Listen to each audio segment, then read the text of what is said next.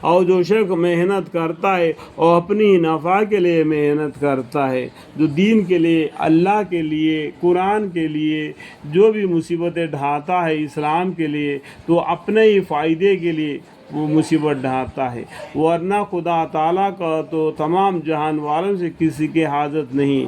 اللہ کسی کا حاجت مند نہیں ہے، ہم اللہ کے حاجت مند ہیں، اس بات کو جان لو۔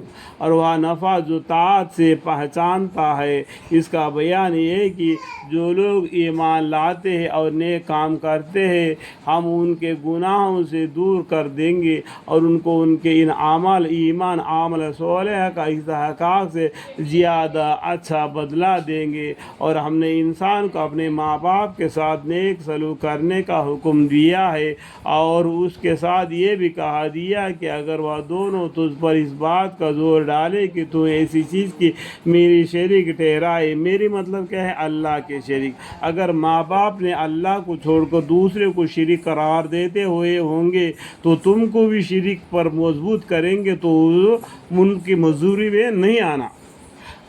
ماں باپ کی ہر بات کو سننا، ہر اچھے برے کو ساتھ دینا، لیکن اللہ کے ساتھ کسی کو شریک کرنے کے لیے زور ڈالے تو اس بات کو نہیں ماننا۔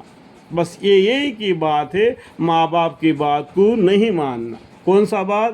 اللہ کے ساتھ کسی اور کو شریک کر دے جس پر وہ مجبور کرے، تو وہ بات کو ماں باپ کا کہنے کو نہیں ماننا، اسی ایک بات کو، ٹھیک ہے؟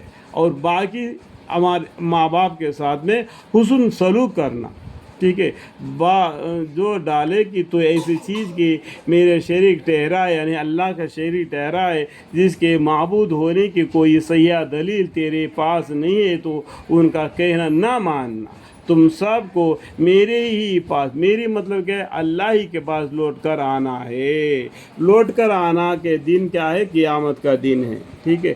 سو میں تم کو تمہارے سب کام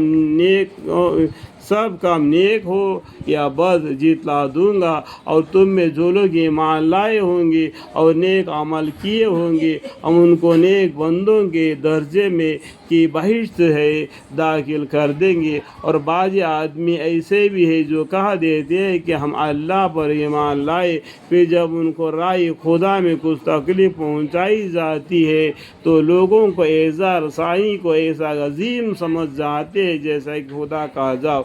اور اگر کبھی کوئی مدد مسلمانوں کو کی آپ کے رب کی طرف سے آپ پہنچتی ہے تو اس وقت کہتے ہیں کہ ہم دین و عید میں تمہارے ساتھ ہیں، یعنی نہ ادھر نہ ادھر۔ کب فائدہ پہنچ جاتا ہے؟ تو مسلمانوں کے طرف اگر اللہ کے طرف سے کوئی مصیبت آتے ہیں یا کافروں کی طرف سے کوئی ایزائے پہنچ جاتے ہیں تو الٹے ہو جاتے ہیں، یعنی نہ ادھر نہ ادھر کے ہو جاتے ہیں۔ تو اس میں کئی فائدہ پہنچ گیا تو تمہارے وعید سے میں تمہارے ساتھ تھے، اس طریقے سے کہیں گے۔ کیا اللہ تعالیٰ کو دنیا جہان والوں کی دلوں کے باتیں معلوم نہیں ہے؟ یعنی ان کے دل ہی میں ایمان نہ تھا، یہ اللہ کو معلوم ہے، ٹھیک ہے؟